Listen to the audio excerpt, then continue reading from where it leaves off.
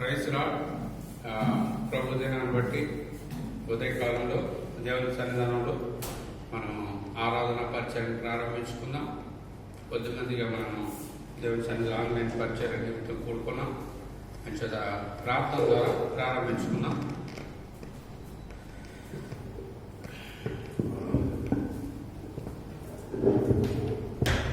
ప్రేమ కలిగిన తండ్రి, దయగలిగిన మా ప్రభా, యేసుక్రీస్తు వారి పరిశుద్ధ నామములో మీ పరిశుద్ధ సన్నిధిలో సాగిలపడి మిమ్మల్ని స్తుతిస్తున్నాం, గణపరుస్తున్నాం, ఆరాధిస్తున్నాం. నాయన మీ దయ, మీ కనికరం, మీ మంచితనం, మీ విశ్వాసాలను బట్టి నీకు వందనాలు.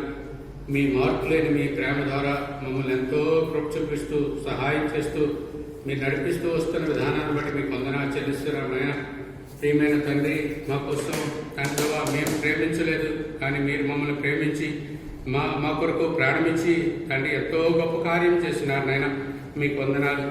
మీ త్యాగం ద్వారా, మీ యొక్క సమర్పణ ద్వారా, మీ శిలువ రక్తం ద్వారా మమ్మల్ని విమోచించి నీ బిడ్డలుగా చేసుకున్నావు. మరణి సమాజేవుడు తిరిగి లేచి నీ విజయాన్ని తండ్రిగా ప్రభా మీ విజయంలో పాలు మాకు ఇచ్చినావు. నీకు వందనాలు. జయోత్సాహంతో మమ్మలను ఊరేగిస్తున్నావు. అందున బట్టి వందనాలు. తండ్రిదవా పాపం నుంచి, శాపం నుంచి, మరణం నుంచి, శరీరం యొక్క ఆశల నుంచి, తండ్రిదవా అపవాద తంత్రాల నుంచి విడుదల చేసి మీరు చూపుతున్న కృపలు బట్టి వందనాలు చెల్లిస్తూ ఉదయకాలంలో మిమ్మల్ని పూజిస్తున్నాం, ఆరాధిస్తున్నాం, ఇచ్చిస్తున్నాం. ప్రియమైన తండ్రి, ఈ రీతిగా ఉదయకాలం ఆన్లైన్ పరిచయం ప్రారంభించడానికి, అలాగే గృహాల్లో కూడుకుంటున్న బిడ్డలందరినీ జ్ఞాపకం చేసుకోండి. వారందరికీ మీ సన్నిధిని ఉంచండి. నీ కార్యం చేయండి. ప్రతి ఒక్కరూ మీ యొక్క వాక్యాన్ని విని ఆరాధించినట్లు, గణపరిచినట్లు, పూజించినట్లు సహాయం చేయండి. తండ్రి, రక్షణ లేని వారికి రక్షణ తెచ్చండి. నీ కార్యం జరిగించండి. మాతో ఉండండి. వాటిల్లో అన్ని విషయాల్లో సహాయం చేయండి. అలా బలపరిచర్యలో తోడుకోండి. నీ హెచ్చరికలు దయచేయండి. ప్రభా, ప్రపంచమంతట్లో నీ బిడ్డలు కూడుతున్నారు. తండ్రి, ఆన్లైన్ పరిచర్యలు జరుగుతున్నాయి. సహాయం చేయండి. మీరే మహిమ పొందండి. కృప చూపించండి. చీకటి శక్తులు, అంధకార శక్తులు యేసుక్రీస్తులో బంధిస్తూ బలహీనలు ముట్టి బాగు చేసి నెమ్మది దయచేయమని, భయంకరమైన కరోనా నుంచి విడిపించి నీ ప్రజలు మీ దీవెన పొందడానికి, నీ ఆశీర్వాదంలో పాల్పొంగులు పొందడానికి సహాయం చేయమని మాతో ఉండమని, అపాధి కార్యాలు అయిపోవచ్చమని, మైక్ సిస్టమ్ అంతని కనికరించండి. మెయిన్ యాంప్లిఫైర్ డిస్టర్బ్ అయ్యి మీ కృపా కనికరాలు చూపించమని, రికార్డింగ్లో కూడా సహాయం చేయమని యేసు ప్రభు వారి నామములో స్తుతించి ప్రార్థించి వేడుచున్నాం మా తండ్రి. ఆమేన్.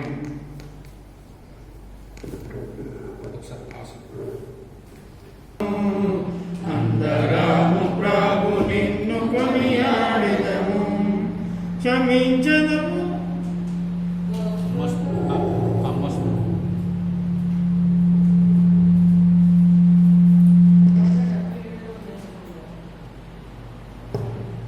Hello hello hello single mouth పెట్టాలా? సింగిల్ మాత్రం. Hello hello hello hello hello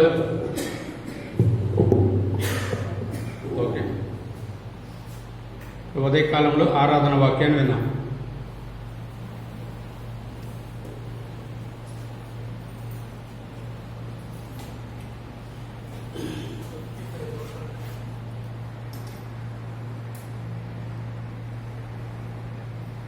మనం ఆరాధనకు వెళ్ళిందిగా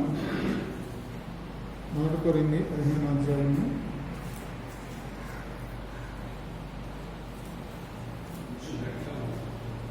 1 కొరింథీ 15వ అధ్యాయము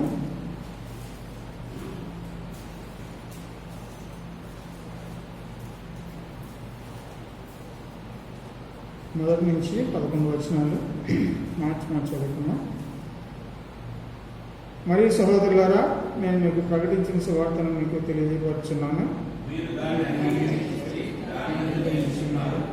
ఈ విశ్వాసం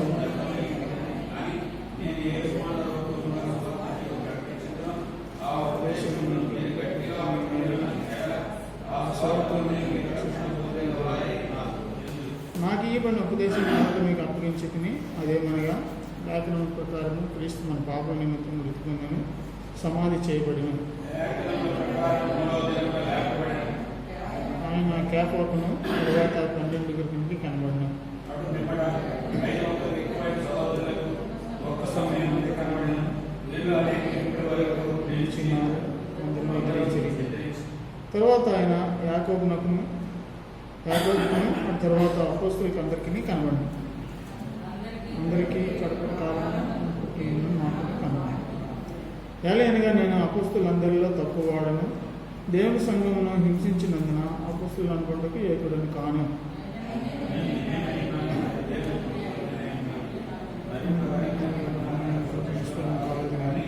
వారందరికంటే నేను ఎక్కువగా ప్రయాసపడినది నేను కాను, నాకు తోడైన దేవుని. నేనేమి వారైనేమి అలాగనే మేము ప్రకటించినాము, అలాగనే మీరును విశ్వసించదు. 10వ వచనం, ఆయనను నేనేమై ఉన్నానో అది దేవుని కృప వలనే అయ్యున్నాను, మరియు నాకు అనుగ్రహింపబడిన ఆయన కృప నిష్ఫలం కాలేదు. కానీ వారందరికంటే నేను ఎక్కువగా ప్రయాసపడినది నేను కాను, నాకు తోడైన దేవుని కృపే. దేవుని సహాయం కొరకు ప్రార్థన చేసుకున్నాం.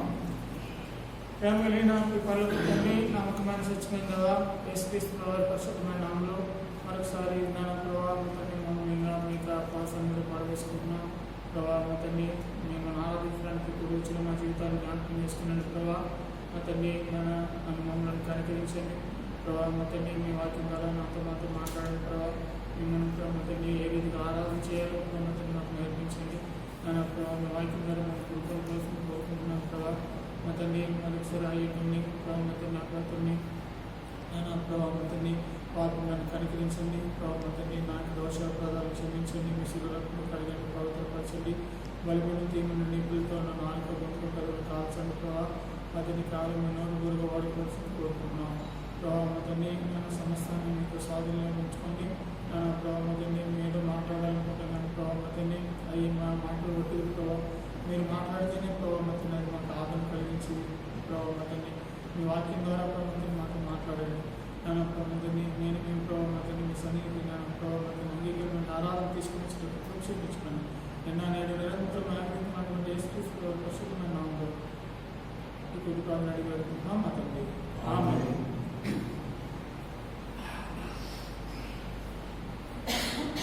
9-10 వచనాలు. ఏలైనగా నేను అపోస్తలులందరిలో తక్కువ వాడను, దేవుని సంఘంలో హింసించినందున అపోస్తలులు అనుకుంటకు యోగ్యుడను కాను, ఆయనను నేనేమై ఉన్నానో అది దేవుని కృప వలనే అయి ఉన్నాను. దేవుని సన్నిధిలో మనం ఆరాధన చేయడానికి వచ్చినప్పుడు ముఖ్యంగా మనం గమనించవలసింది ఏంటంటే, ఆయన ఎంతో ఉన్నతమైనటువంటి వాడు. ఆయన పరిశుద్ధుడైనటువంటి దేవుడు. పాపైన మానవుని కొరకు ఆయన చేసినటువంటి కార్యాన్ని ఒకసారి తలపోసుకుంటే మనము ఉన్నటువంటి స్థితి అనగా మనకి ఇవ్వబడినటువంటి పరిస్థితులు, మనం ఎటువంటి స్థితిలో ఉన్నామో అది మనం ఎరిగితే అప్పుడు ఈ మాట మనకు వస్తుంది. అనగా ఈ యొక్క తగ్గించుకునేటువంటి పరిస్థితి మనకు వచ్చేది ఉంటుంది. అదే దేవుడు కోరుతున్నా ఉంటున్నాడు. చాలామంది ఏంటంటే వారికి ఉన్నటువంటి దాన్ని బట్టి అతిశయించేటటువంటి వారికి ఉన్న ఇక్కడ అపోస్తలుడైన పౌలు ఆ విధంగా చెప్పలేదు. ఏమై ఉన్నానో అది దేవుని కృప వలన అయి ఉన్నాను అనేటువంటి విషయాన్ని చెప్తా ఉంటున్నాడు. అనగా ఒక వ్యక్తి తాను తనకు పాపాలు క్షమించబడి అనగా దేవుని బిడ్డగా చేయబడిన తర్వాత అనగా తన పాపపు అనగా పరిస్థితుల నుంచి రక్షింపబడి దేవుని బిడ్డగా చేయబడిన తర్వాత ఉన్నటువంటి స్థితిని ఒకసారి ఆలోచన చేసుకుంటే అనగా తను ఏ రీతిగా పాపం ఉన్నప్పుడు నష్టపోయిన వాడు ఉంటున్నాడో ఆ యొక్క పరిస్థితులన్నీ గమనించినట్లయితే ఇటువంటి తగ్గింపుదనం వచ్చేది ఉంటుంది. ఎప్పుడైతే మనం తగ్గించుకొని దేవుని సన్నిధిలో మన పరిస్థితిని ఒప్పుకుంటామో అప్పుడు మనం దేవుని గణపరిచినటువంటి ఆ యొక్క పరిస్థితి అనగా దేవుని ఆరాధించడానికి మనం సిద్ధపాటు చేయవచ్చినటువంటి జీవితాన్ని ఆయన అంగీకరించేటటువంటి వాడు ఉంటాడు. అనగా ఇక్కడ మనకి ఏం చెప్తుందంటే, ఆరాధన చేయడానికి వచ్చినప్పుడు మనం తగ్గించుకున్నటువంటి విధానాన్ని మనం నేర్చుకోవాల్సినటువంటి వారు ఉంటున్నాం. చాలామంది వాళ్ళకు ఆరాధన చేసినప్పుడు ఏంటంటే, ప్రభువా నాకు అది ఇచ్చావు ఇది ఇచ్చావు అని చెప్పిన అతిశయిస్తూ చెప్పేటటువంటి వారు ఉంటారు. అయితే ఇక్కడ అపోస్తలుడైన పౌలు దాన్ని అంతటిని బట్టి అతిశయించినటువంటి వాడే లేడు.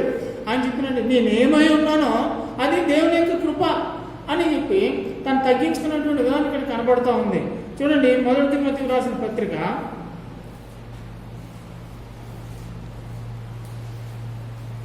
12వ అధ్యాయము 12వ వచనం. 1 తిమోతి 1వ అధ్యాయం 12వ వచనం.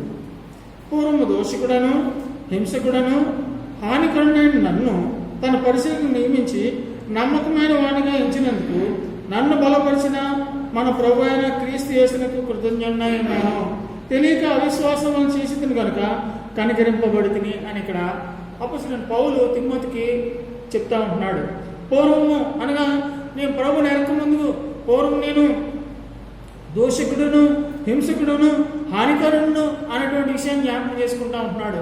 ప్రభుని ఎరకముందు ఆయన స్థితి ఏంటంటే ఆయన చాలా ధర్మశాస్త్రం ముందు అపొస్తలుల కార్యంలో చెప్తా ఉంటాడు. అనగా నేను ధర్మశాస్త్రం ముందు ఎంతో నిష్ట కలిగినటువంటి వాడుకుంటున్నాను, అనగా దేవుని ప్రజల్ని ఎంతో హింసించినటువంటి వాడుకుంటున్నాను అని చెప్పి అక్కడ అగ్నిపురాసు దగ్గర అక్కడ ఆయన సాక్ష్యం ఇచ్చినటువంటి వాడుకుంటున్నాడు. అయితే దేవాది దేవుడు ఆయనకి ఏ రీతిగా ప్రత్యక్షమైనాడో, ఏ రీతిగా ఆయన కలుసుకొని అనగా ఆయన్ని ఏ రీతిగా ప్రభువుకు సాధనంగా వాడుకున్నాడో ఆ విషయాలన్నీ అక్కడ రాజుగారు సాక్ష్యం ఇస్తూ అని చెప్తా ఉంటున్నాడు. అనగా ఇక్కడ తను ఏం చేస్తున్నాడంటే తను పూర్వ స్థితి అంటే ఎటువంటిది ఉన్నదో అది జ్ఞాపకం చేసుకుంటూ ఉంటున్నాడు. నేను దోషకుడును, దేవుని దూషించినటువంటి వాడు ఉంటున్నాడు. అనగా దేవుని ప్రజల్ని హింసకుడు అంటే దేవుని ప్రజల్ని హింసించినాడు, హాని తలపెట్టినటువంటి వాడు ఉంటున్నాడు. ఆమె స్తెఫను విషయంలో అక్కడ మరణం విషయంలో స్తెఫను రాళ్ళతో కొట్టుకున్నటువంటి ఆయన సందర్భంలో అపొస్తలుడైన పౌలు అక్కడ ఆయన చావుకు సమ్మతించినాడని ఇక్కడ చెప్పబడుతూ ఉంది అపొస్తలుల కార్యంలో. అనగా ఇవన్నీ కూడా ఆయన యొక్క గుణలక్షణాలు. అనగా ప్రభుని ఎరక్క ముందు తన యొక్క పరిస్థితి, ఎప్పుడైతే ప్రభు తన్ని రక్షించినాడో అనగా ఇక్కడ అన్నీ చెప్తున్నాడు రెండో భాగంలో, తన పరిచర్యకు నియమించి నమ్మకమైన వానిగా ఎంచినందుకు. అనగా తను ఆ యొక్క దమస్కు పట్టణంలో అక్కడ దేవాది దేవుడిని దర్శించినప్పుడు ఆ యొక్క పిలుపుకి విధేయత చూపించినటువంటి వాడు ఉంటున్నాడు. ఎప్పుడైతే విధేయత చూపించినాడో అక్కడ ఆ అననీకి అక్కడ చెప్తా ఉన్నాడు దేవుడు, అనగా నేను అన్యజనుల నిమిత్తము నేను ఏర్పరచుకున్న సాధనమై ఉన్నాడు ఇతను అని చెప్పి పౌలు గురించి దేవాదేవుడు చెప్పినటువంటి వాడు ఉంటున్నాడు. ఇక్కడ అందు గురించి తన పరిచర్యకు నియమించి నమ్మకమైన వాడిగా ఇచ్చినందుకు, అనగా దేవునికి పరిచర్య కొరకు నమ్మకమైన వాడిగా ఇచ్చిన దాన్ని బట్టి అక్కడ నన్ను బలపరిచిన మన ప్రభు అయిన క్రీస్తు యేసునకు నేను కృతజ్ఞుడనై ఉన్నాను అన్నాడు. అనగా తన యొక్క పాత పరిస్థితులన్నింటినీ జ్ఞాపకం చేసుకుంటూ అనగా దేవుడు ఏ రీతిగా తన పరిచర్యకు నియమించినాడో, అనగా తను బలపరిచినాడో అటువంటి దేవాలయ దేవునికి నేను కృతజ్ఞుడనై ఉన్నాను అని చెప్పి అక్కడ ఆయన గణపరిచినటువంటి వాడుకుంటున్నాడు. అనగా ఒక వ్యక్తి తన యొక్క పాత స్థితిని అనగా ప్రభువుని ఎరక ముందు తన ఎంతో భయంకరమైన స్థితిని జ్ఞాపకం చేసుకొని అనగా ప్రభువులో ఉన్నటువంటి సంతోషము, ప్రభువులో ఉన్నటువంటి ఆనందము, ప్రభువు మనకు దయచేసినటువంటి ఆ యొక్క గొప్ప సుపరిపూర్ణమైనటువంటి ఆ యొక్క నిరీక్షణ మన జీవితంలో కలిగజేసిన దాన్ని బట్టి మనం ఏం చెప్తామంటే మనం కూడా నేను ఈ రీతిగా ఉన్నానంటే ఇది నీకు కృప, నీ యొక్క వాత్సల్యత నాతో ఉండడం బట్టే నేను ఈ రీతిగా ఉన్నాను ప్రభా అని చెప్పి ఆయనకి కృతజ్ఞతలు చెల్లించేటటువంటి వారు ఉంటున్నాం. మనం తగ్గించుకునేటటువంటి వారు ఉంటాం. ఎప్పుడు తగ్గింపు వస్తుందంటే మన యొక్క స్థితి పూర్వము మనకు ఎంతో మురికి పరిస్థితిలో మన జీవితం ఉన్నది, పాపంలో అలంటించినటువంటి పరిస్థితులు ఉంటున్నాయి. అటువంటి పరిస్థితి నుంచి దేవుడు మనల్ని తీసుకొని వచ్చినాడు. ఇంక చూడండి 2 సమయాల్లో 9వ అధ్యాయంలో ఇక్కడ మనకు తెలిసినటువంటి భాగమే 2 సమయాలు 9వ అధ్యాయము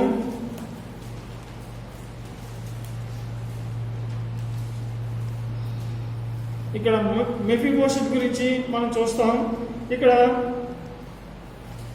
దావీదు యోనాతాను బట్టి నేను ఉపకారం చేయడానికి సౌలు కుటుంబంలో ఎవరైనా కలడా అని చెప్పి అక్కడ అడుగుతున్నటువంటి పరిస్థితిలో మెఫీబోషెత్ గురించి ఇక్కడ చెప్పబడుతూ వచ్చింది.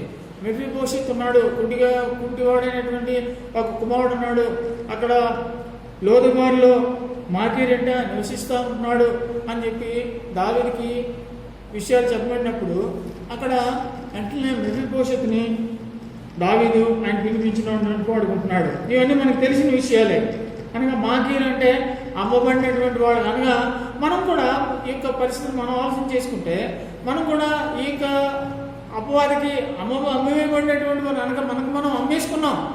అనగా మనం దేవునికి అవిధేయత చూపించడం ద్వారా, దేవునికి దూరం అయిపోవడం ద్వారా మనం అమ్మేసుకున్నాం. అటువంటి పరిస్థితులు ఉన్నప్పుడు అనగా దేవాలయ దేవుడు ఆయన పితరుడైనటువంటి అబ్రహాంకి చేసినటువంటి వాగ్దానాన్ని ఆయన జ్ఞాపకం చేసుకున్నటువంటి వాడు ఉంటున్నాడు. అబ్రహాంకి ఏం చేయమంటే నీ యందు అన్యజనులు ఆశీర్వదింపబడతారు అనేటువంటిది ఒక మాటని ఆయన జ్ఞాపకం చేసుకున్నటువంటి వాడు ఉంటున్నాడు. ఆ యొక్క మాటను జ్ఞాపకం చేసుకుని ఆయన ప్రియకుమారుడైనటువంటి యేసుక్రీస్తు ప్రభుని మన కొరకు ఈ యొక్క భూమి మీదకి పంపించినాడు. ఏ రీతిగా దావీదు మెఫీబోషెతుని ఆ యొక్క మాకీరింట నివసిస్తున్నప్పుడు ఏ రీతిగా అక్కడి నుంచి తీసుకొని వచ్చి అనగా అక్కడ చూడండి రాజుతో పాటు అనగా దీన్ని తీసుకొని వచ్చి తనకేంటి మంచి వస్త్రాలు ధరింపజేసి అనగా రాజు బల యొక్క నిరంతరం భోజనం చేసేటటువంటి వాడిగా అక్కడ ఆయన్ని చేసినటువంటి వాడు ఉంటున్నాడు. అప్పుడు తనకు పరిస్థితి చూడండి ఏమని చెప్తా ఉంటున్నాడు. చూడండి 8వ వచనం, 2 సమూయేలు 9వ వచనం. అతడు నమస్కరించి చచ్చిన కుక్క వంటి వాడినైన నా యెడల నీవు దయచూపుటకు నీ దాసునకు నేను ఎంతటి వాడను నేను అనగా నేను చచ్చిన కుక్కను లాగా పడి ఉన్నటువంటి పరిస్థితి అనగా ఇక శత్రువు అనగా సౌలు దావీదుని అనగా వీరికి ఇద్దరికి కూడా ఏమైనటువంటి సరైనటువంటి అవగాహన లేదు.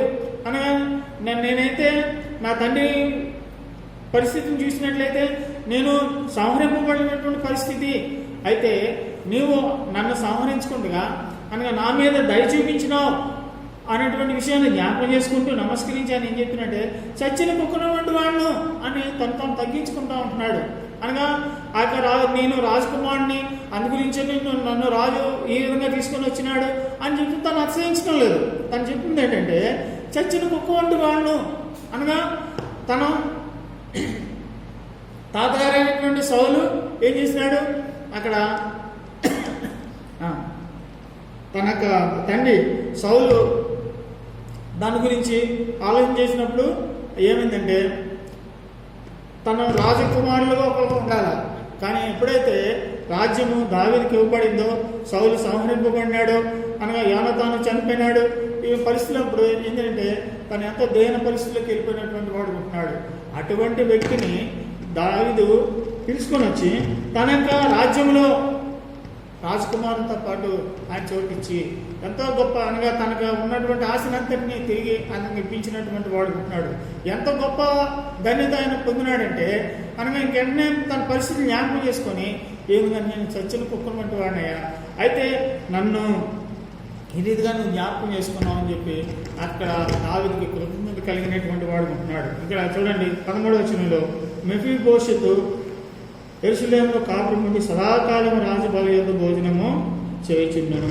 అతను కాళ్ళు రెండును కుంటివి అనగా సదాకాలము అనగా దావీదు తనకు మనం పనేంత వరకు రాజు బల యొద్ద కూర్చున్నటువంటి భోజనంకి చేసినటువంటి ధన్యతను ఆయన అనుగ్రహించినటువంటి వాడు ఉంటున్నాడు.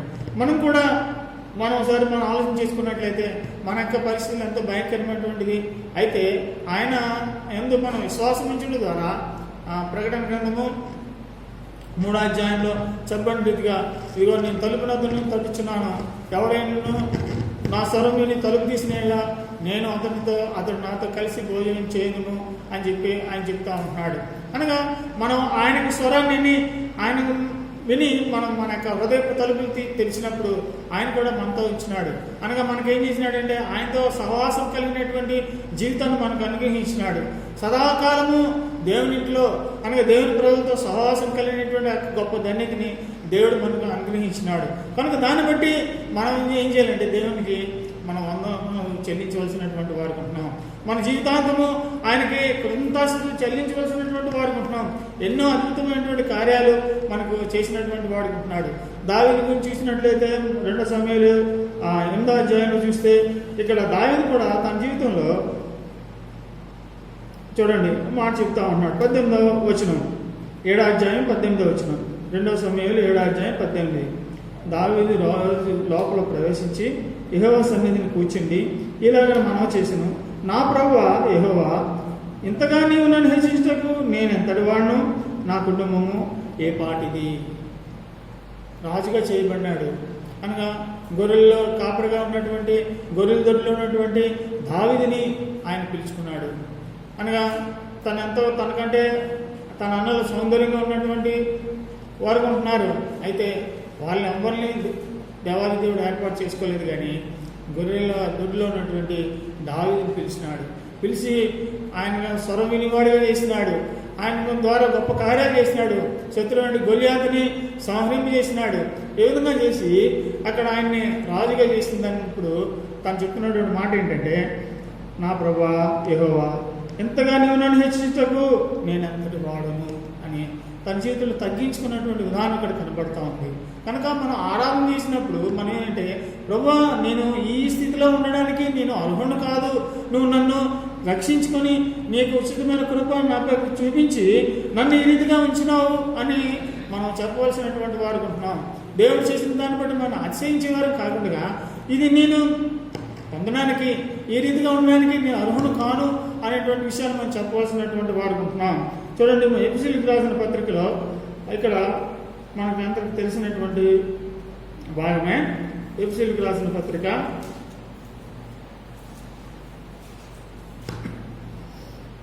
2వ అధ్యాయము 2వ వచనం. మీరు వాటిని చేయొచ్చు వాయుమండల సంబంధమైన అధిపతిని అనగా అవిధైన వారికి వాడిని ఇప్పుడు ప్రేరేపించే శక్తికి అధిపతిని అనుసరించి ఈ ప్రపంచ ధర్మము చొప్పున మునుపు నడుచుకుంటుంది. మనకు పరిస్థితి పూర్వ పరిస్థితులు చూస్తే మన జీవితం ఎలాగున్నదంటే, మనము వాయుమండల సంబంధమైన అధిపతిని అనగా అవిధేయులైన వారిని ఇప్పుడు ప్రేరేపించే శక్తికి అధిపతిని అనుసరించి ఈ ప్రపంచ ధర్మము చొప్పున మునుపు నడుచుకుంటుంది. మనం మనకు పరిస్థితి చూస్తే ఈ యొక్క లోకంలో ఉన్నటువంటి పరిస్థితులు బట్టి మనం నడుచుకున్నటువంటి వారు ఉంటున్నాం. మునుపు మన జీవితం అది అనగా ఈ లోకంలో ఎవరైతే ఏది న్యాయం అని అంటారో, ఏది కరెక్ట్ అని అంటారో ఆ రకంగా వెళ్తూ ఎవరు ఏ రీతిగా వెళ్ళిపోతుంటే, ఓహో ఇది ఇలా చేస్తే మనకి పుణ్యం వస్తుందనో, ఈ విధంగా చేస్తే మన పాపం పోతుందనో అని వారు ఆ రీతిగా తలుస్తూ వారు చేసినటువంటి పరిస్థితులు అనగా ఈ ప్రపంచ ధర్మము చొప్పున మనం నడుస్తూ వచ్చినటువంటి వాడుకుంటున్నాం. ఎవరు ఎక్కడికి వెళ్తే అక్కడికి వెళ్ళిపోయినటువంటి పరిస్థితి, ఎవరు ఎక్కడికి రమ్మంటే ఎక్కడ ములగమంటే అక్కడ ములిగినటువంటి పరిస్థితులు, ఇటువంటి పరిస్థితులు మనం కలిగి ఉన్నప్పుడు చూడండి ఆయన ఏం చెప్తున్నాడు. చూడండి మనకు 3వ వచనంలో, వారితో కలిసి మనం అందరము శరీరం యొక్క మనసు యొక్క కోరికలను నెరవేర్చుకోవచ్చు, మన శరీరాశలను అనుసరించి మునుపు ప్రవర్తించచ్చు అనగా మన శరీరాశలను అనుసరించి ప్రవర్తించినాం. కడమ వారి వల్లే స్వభావ సిద్ధముగా దైవకృతకు పాత్రలమై ఉంటుంది అనగా ఈ విధంగా చేస్తూ ఈ ప్రపంచ ధర్మం చెప్పున నడుచుకుంటూ మనం దేవుని యొక్క ఉగ్రతకి పాత్రలమైనటువంటి పరిస్థితి. అయితే దేవుడు చూడండి 4వ వచనం చెప్పినట్టు, దేవుడు కరుణా సంపన్నుడయ్యండి మన అపరాధముల చేత సచిన వారమై ఉన్నప్పుడు సైతము మన ఏళ్ళ చూపిన తన మహా ప్రేమ చేత మనల్ని క్రీస్తు కూడా బ్రతికించెను, కృప చేత మీరు రక్షింపబడి ఉన్నారు. ఇది ఆయన చెప్తా ఉన్నాడు. మీరు ఏ రీతిగా రక్షింపబడినారు, ఏ రీతిగా మీరు ప్రభువులోకి రాగలిగినారంటే దేవుడు కరుణా సంపన్నుడై ఉన్నాడు. ఆయన మన తన యొక్క ఉచితమైనటువంటి కృపని, ఆయన ప్రేమని మనపై చూపించడం ద్వారానే మనము అటువంటి స్థితుల నుంచి బయటికి తేబడగలిగినాము. దాన్ని బట్టి మనం ఏం చేయాలంటే దేవుణ్ణి ఆరాధించవలసినటువంటి వారు ఉంటున్నాం.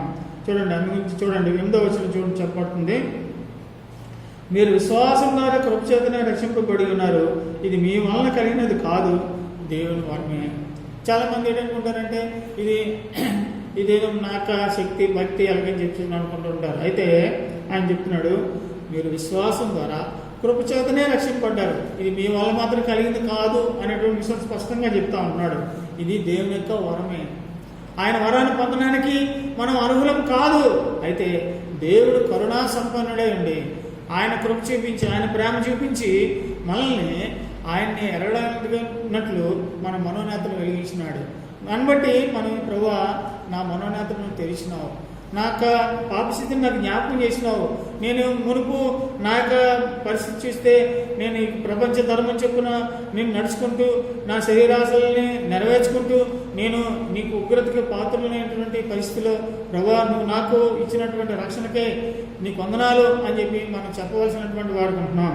మన పాత స్థితిని ఎప్పుడైతే మనం జ్ఞాపకం చేసుకుంటామో మనము దేవాది దేవుడు ఆయన చూపించినటువంటి ప్రేమని మనం జ్ఞాపకం చేసుకున్నట్లయితే మనం తగ్గించుకున్నటువంటి విధానము మనకి అలవడేది ఉంటుంది. చూడండి ఇంకా ఆయన చెప్తా ఉన్నాడు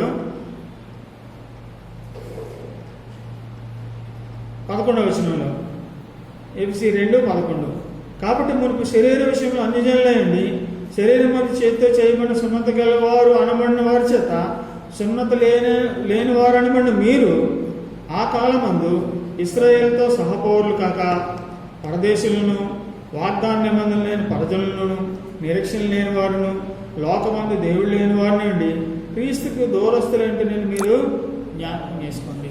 మన పరిస్థితి ఎలాగంటే పూర్వము మనము ఇశ్రాయేలుతో సహపౌరసత్వం లేదు, మన పరదేశమే, మనకి ఏముందంటే వాగ్దానాలు లేవు, నిబంధనలు లేవు, ప్రజలమి, మనకి ఎటువంటి నిరీక్షణ లేదు. చూడండి, ఈ లోకంలో ఎవరైనా సరే ఈ లోకంలో ఉన్నటువంటి వారిని విన్నప్పుడు వారు ఏంటంటారంటే వారికి ఏమైనా నిరీక్షణ ఉండదు. వాళ్ళు ఏంటనుకుంటారంటే నేను చనిపోయిన తర్వాత పందిలో కొడతారు, కుక్కలో కొడతారు, వాళ్ళు ఆ జంతువులో కొడతారు, ఈ జంతువులో కొడతారు. అది శత్రువు కల్పించినట్టు భ్రమ. అది అనగా వాటికి ఆత్మ లేదు. మనకు దేవుడు ఆత్మ ఇచ్చినాడు, వాటికి ప్రాణం ఉంది, శరీరం ఉంది, కానీ ఆత్మ లేదు. వాళ్ళని అజ్ఞానంతో ఈ ఆత్మ తీసుకెళ్లి జంతువుల్లో నాట్లు కట్టాడు దేవుడు. ఆ ఆత్మ ఉన్నట్లయితే అవి కూడా మాట్లాడే ఉంటాయి, అది కాదు. అయితే ఇది అజ్ఞానం, శత్రువు అజ్ఞానం కలిగేసి ఏ విధంగా చేసినటువంటి వాడు ఉంటున్నాడు. అయితే మనల్ని ఏం చేసినాడు దేవుడు? అటువంటి స్థితి నుంచి మనల్ని రక్షించినాడు. దాన్ని బట్టి మనం ఏం చేయాలంటే దేవుని ఆరాధించవలసినటువంటి వాడు ఉంటున్నాం. వీటన్ని నిరీక్షణ లేదు, లోకమందు దేవుడు లేనటువంటి పరిస్థితి మనం కలిగి ఉంటున్నాము. దేవుని క్రీస్తుకు దూరస్థమైనటువంటి మనల్ని ఏం చేసిందంటే ఆయనకి సమీపస్తులుగా చేసినాడు. 10వ వచనం, క్రీస్తు యేసునందు క్రీస్తు రక్తం వలన సమీపస్తులై ఉన్నారు అనేటువంటి విషయాన్ని ఇక్కడ జ్ఞాపకం చేస్తా ఉంటున్నాడు. కనుక నువ్వు యేసుక్రీస్తు ప్రభువుకి సమీపస్తులుగా ఉన్నట్లయితే, క్రీస్తు రక్తానికి సమీపస్తులుగా నువ్వు చేయబడి ఉన్నట్లయితే నీ జీవితంలో కూడా నువ్వు దేవుని సన్నిధిలో నువ్వు తగ్గించుకొని దేవుని ఆరాధించినటువంటి వాడు ఉంటావు. ఎప్పుడైతే ఆ విధంగా తగ్గించుకొని మన దేవుని సన్నిధిలో మనం దేవుని ఆరాధన చేస్తామో దేవుడు అటువంటి ఆరాధన ఆయన అంగీకరించేటటువంటి వాడు ఉంటున్నాడు. ఆ రీతిగా ఆరాధన చేయడానికి దేవుడు మనకు సహాయం చేయన్నాడు. ప్రార్థన చేసుకుందాం.